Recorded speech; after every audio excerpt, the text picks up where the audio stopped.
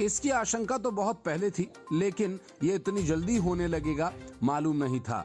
बिहार में महागठबंधन सरकार के बीच की दरारें अब साफ दिखने लगी हैं।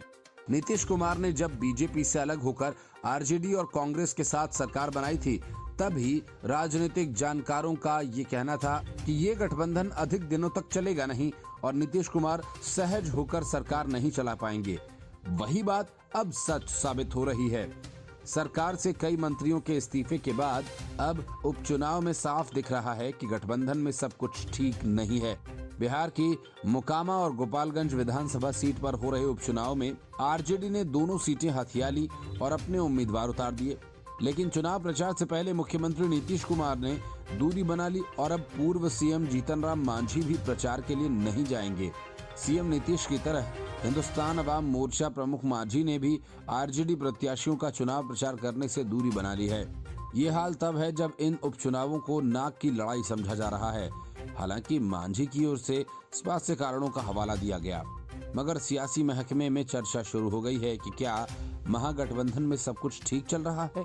वहीं सीएम नीतीश ने पेट में चोट का हवाला देते हुए ऐन वक्त पर प्रचार से दूरी बनाने का फैसला कर लिया था, जबकि उनका मोकामा में रैली का कार्यक्रम प्रस्तावित था।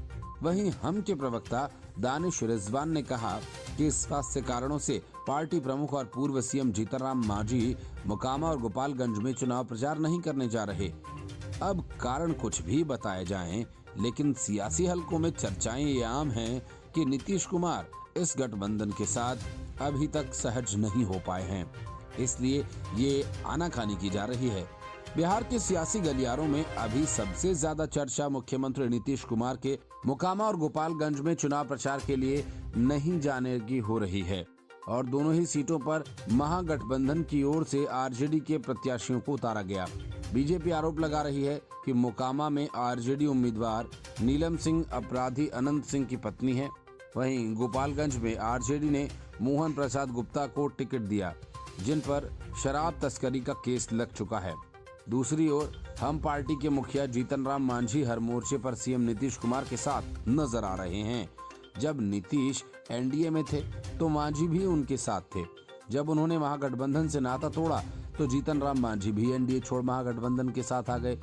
यही नहीं, हाल ही में चुनावी रणनीतिकार प्रशांत किशोर ने यह दावा किया कि नीतीश कुमार फिर से बीजेपी के साथ लौटेंगे, तो मांझी ने भी कह दिया कि ऐसा करने पर वे सीएम के साथ रहेंगे। गौरतलब है कि चुनावी रणनीतिकार प्रशांत किशोर कई बार कह चुके हैं कि नीतीश कुमार फिर से महागठबंधन छोड़कर भाजपा के साथ चले जाएंगे।